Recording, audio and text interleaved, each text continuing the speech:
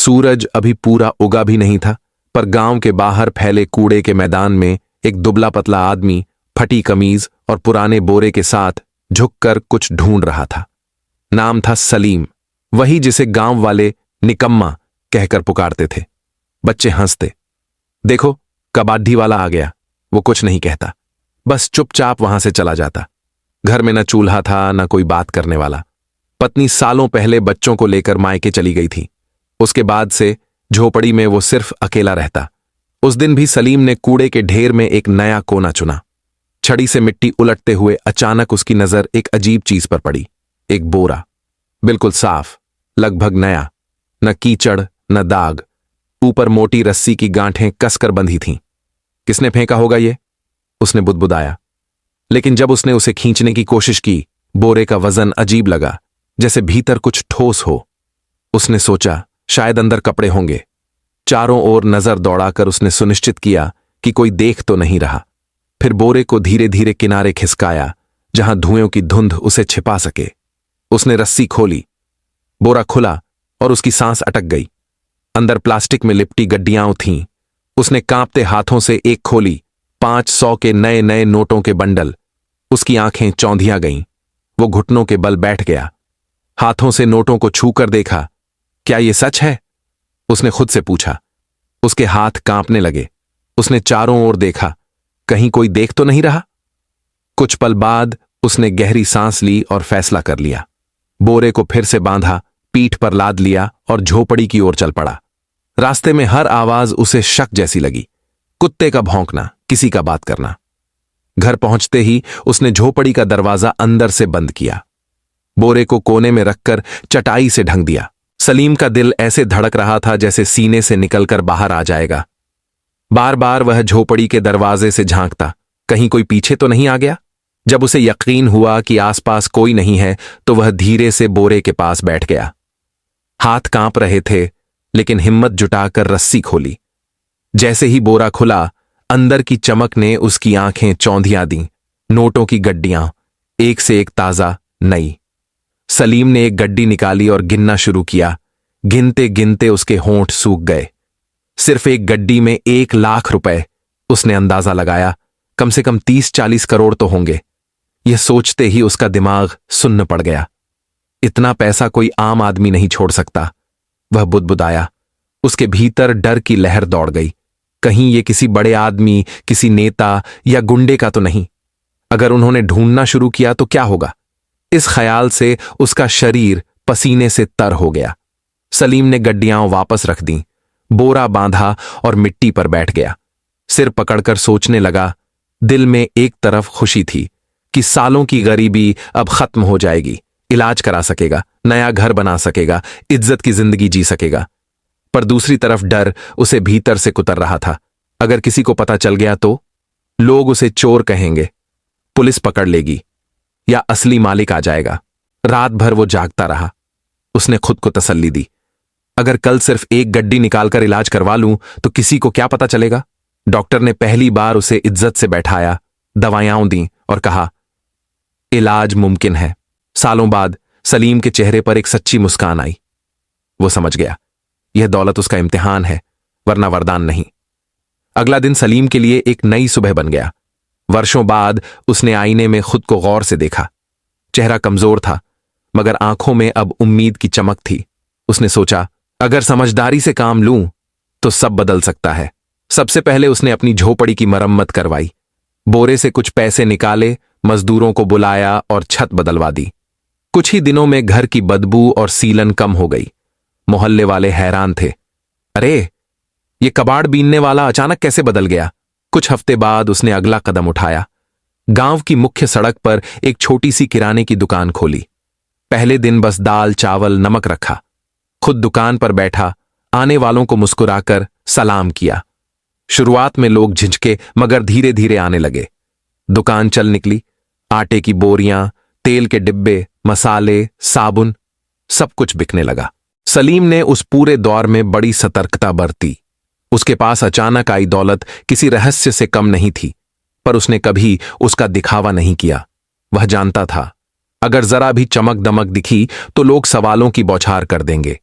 इसलिए बाहर से वह अब भी वही सीधा सादा दुकानदार दिखता था जो हर ग्राहक को मुस्कुराकर क्या चाहिए भैया कहता था। लेकिन भीतर वह जानता था कि उसकी पुरानी बोरी में इतनी पूंजी छिपी है कि न सिर्फ उसकी बल्कि कई जिंदगियों की दिशा बदल सकती है। कभी कभी मोहल्ले की बुजुर्ग औरतें उससे कहती, सलीम भैया तुम तो बहुत बदल गए हो। वह बस मुस्कुरा देता, लेकिन भीतर एक मीठा गर्व उमड़ पड़ता। आखिर किसे बुरा लगता है जब दुनिया आपके बदलाव को देखती है। धीरे धीरे उसने कारोबार बढ़ाया। कुछ महीनों बाद उस बोरी से थोड़ा और पैसा निकाला और एक छोटा सा गोदाम शुरू किया। माल ढोने के लिए पुरानी ट्रक खरीदी और अब सिर्फ बेचने वाला नहीं, सप्लाई करने वाला बन गया। गांव में लोग अब उसे सलीम लाल कहकर पुकारने लगे, जैसे वह कोई बड़ा व्यापारी हो। पर तरक्की के इस सफर के बीच एक डर हमेशा उसके भीतर जीवित रहा। रात को जब वह उस बोरी के पास बैठता तो सोचता, अगर किसी दिन यह राज खुल गया तो, अगर असली मालिक सामने आ गया तो। और अगले ही पल खुद को दिलासा देता, नहीं, यह मेरी किस्मत का इनाम है। मैंने सालों की बेबसी सही है, यह मेरी मेहनत का फल है, किसी का हक नहीं छीना। समय के साथ सलीम खुद भी बदल गया था। जो आदमी कभी भीड़ में सिर झुकाकर चलता था, अब सीधा चलता था, आत्मविश्वास से भरा हुआ। उसकी आवाज में अब झिझक नहीं, ठहराव था। दिन में वह दुकान संभालता, शाम को गोदाम देखता और रात में बोरी के पास बैठकर अगले दिन की योजना बनाता। वह अब अपने पुराने सलीम से कहीं आगे निकल चुका था, मगर यह भी सच था, तरक्की के बीच भी एक खालीपन उसके भीतर अब भी गूंजता था। एक शाम जब वह थका हारा दुकान बंद करके लौटा तो दरवाजे पर दो चेहरे खड़े थे, परिचित पर दूर चले गए चेहरे। उसकी पत्नी अनिता और दोनों बच्चे। बच्चे अब बड़े हो चुके थे, मगर उनके चेहरे पर हिचक और शर्म की छाया थी। अनिता की आंखें भीगी हुई थीं। सलीम, उसने धीमे से कहा, हमसे गलती हुई थी, हालात ने मजबूर कर दिया था, तुम्हें छोड़कर जाना ठीक नहीं था। सलीम के कदम जैसे जमीन में धंस गए। एक पल को समय ठहर गया। उसे वे दिन याद आए जब बीमारी ने उसे तोड़ दिया था। घर में खाने को कुछ नहीं था और अनिता ने कहा था, मैं यह सब नहीं झेल सकती, और बच्चों को लेकर चली गई थी। वह वही रात थी जब सलीम का सब कुछ बिखर गया था। अब वही अनिता उसके दरवाजे पर थी। बच्चे आगे बढ़े और बोले, बाबा, हमें माफ कर दीजिए, अब हम आपके साथ रहना चाहते हैं। सलीम का दिल कांप उठा। एक तरफ वह पिता था जिसे बच्चों को गले लगाने की चाह थी, दूसरी तरफ वह वही टूटा हुआ इंसान था जिसे छोड़ दिया गया था। क्या उनका लौटना सच में मोहब्बत थी, या अब दौलत की चमक उन्हें वापस खींच लाई थी? यह सवाल उसे भीतर तक चुभ गया। उसने ठंडे स्वर में कहा, जब मैं खाली हाथ था तुम सब चले गए थे, अब जब मेरे पास कुछ है तो लौट आए हो। क्या यह प्यार है या लालच? अनिता की आंखों से आंसू बह निकले।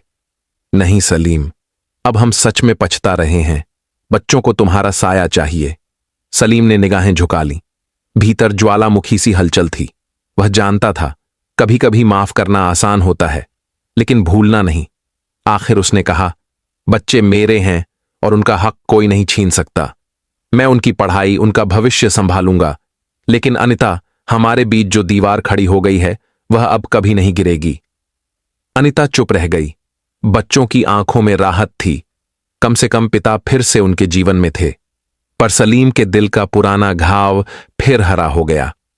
बाहर की दुनिया कहती थी, सलीम लाल अब एक सफल आदमी है, लेकिन भीतर वह अब भी वही सलीम था जो अपनी पुरानी बोरी के साथ अतीत और वर्तमान के बीच झूलता रहा। उस रात सलीम देर तक नींद नहीं ले पाया। वह बोरी के पास बैठा जैसे किसी पुराने दोस्त से बातें कर रहा हो। यह दौलत सब कुछ लौटा रही है, इज्जत, नाम, सुकून भरी जिंदगी, बट क्या यह मन की शांति भी लौटा पाएगी?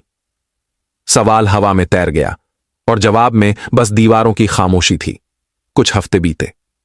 सलीम की दुकान अब एक छोटे साम्राज्य में बदल चुकी थी।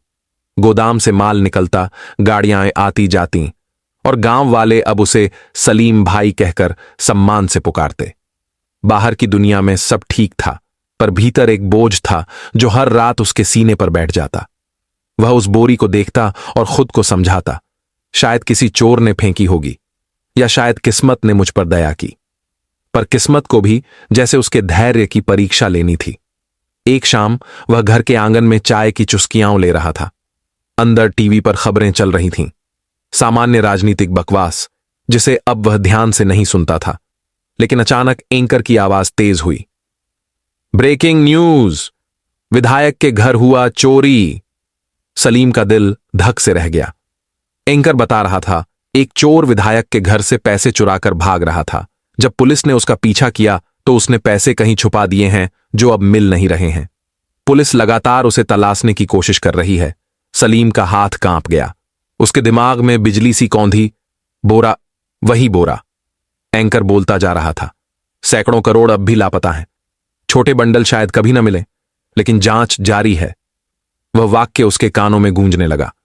छोटे बंडल शायद कभी न मिले, मतलब शायद उसका बोरा अब भी सुरक्षित है।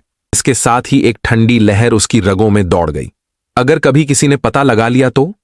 अगर पुलिस दरवाजे पर आ गई तो? उस रात उसने करवटें बदल बदल कर गुजारी। सुबह दुकान पर भी उसका ध्यान भटका हुआ था। ग्राहक बोलते रहे और वह खोए से जवाब देता रहा। मन में बस गणित चल रहा था, अगर सब छिपा रहा तो बच जाऊंगा, पर अगर राज खुल गया तो सब खत्म। शाम को लौटकर उसने बोरा फिर खोला। नोट अब भी वैसे ही चमक रहे थे, पर अब वह चमक उसे डरावनी लगी। उसे लगा जैसे उन नोटों की आंखें हैं जो उसे घूर रही हैं। सलीम ने गड्डियां वापस रखीं और खुद से कहा, यह दौलत मुझे बचा भी सकती है और मिटा भी सकती है। उस दिन से उसने एक संकल्प लिया, अब कोई जल्दबाजी नहीं। थोड़ा थोड़ा पैसा निकालेगा, धीरे धीरे खर्च करेगा ताकि किसी को शक न हो। पर दिल के अंदर अब एक नया जख्म बन चुका था। हर बार जब वह नोट गिनता उसके हाथ जैसे कांपते। फिर भी जिंदगी चलती रही। इसी दौरान एक दिन पास के गांव से एक आदमी सामान लेने आया। साथ में थी उसकी बहन सलोनी, सादा सी।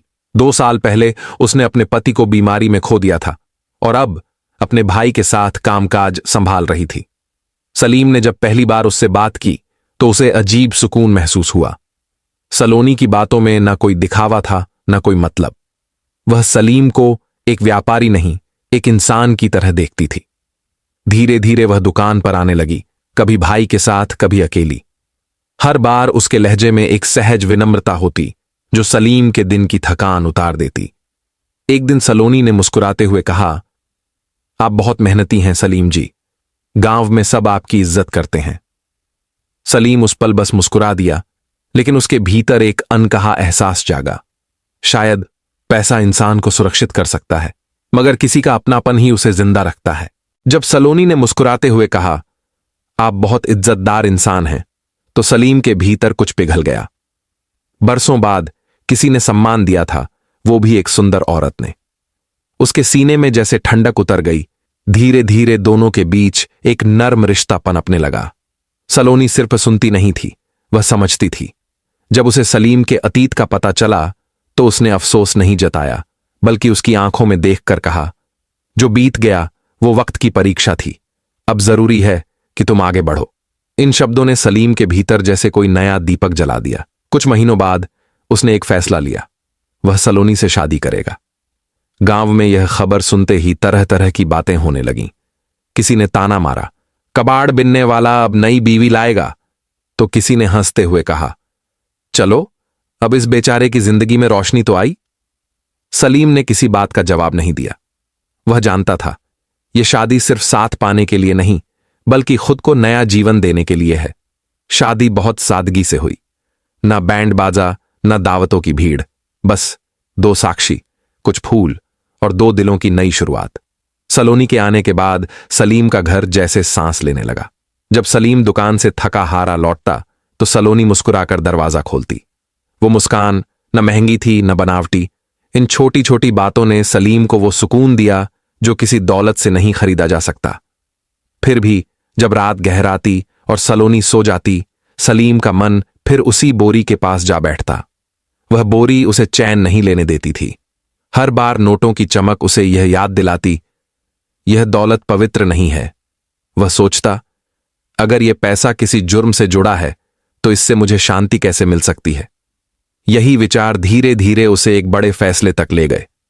सलीम ने ठान लिया, अब यह पैसा सिर्फ उसका नहीं रहेगा, ये दूसरों के लिए काम आएगा।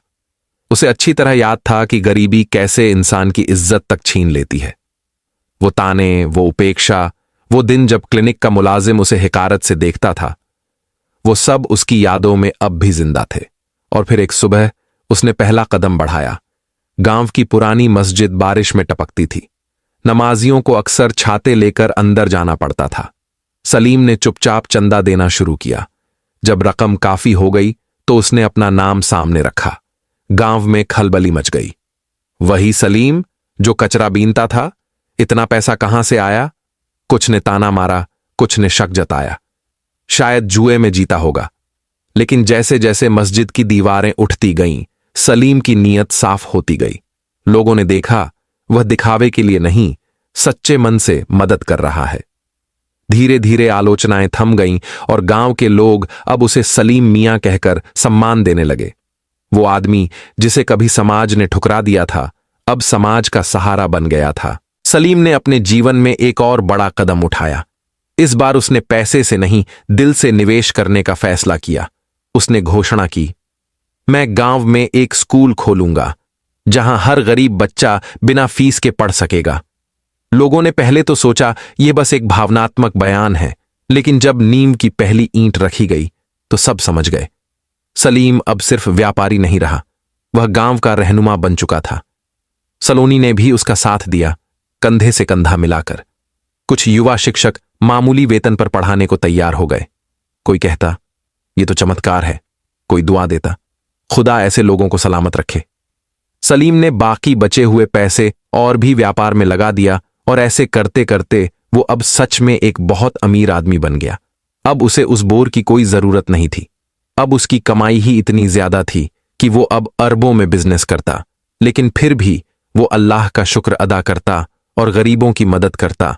उसने अपनी पहली बीवी और बच्चों को लंदन में एक बद्धा सा बंगला और एक होटल बनवा कर दे दिया। उसकी पहली बीवी भी अपने बच्चों के साथ खुश रहने लगी।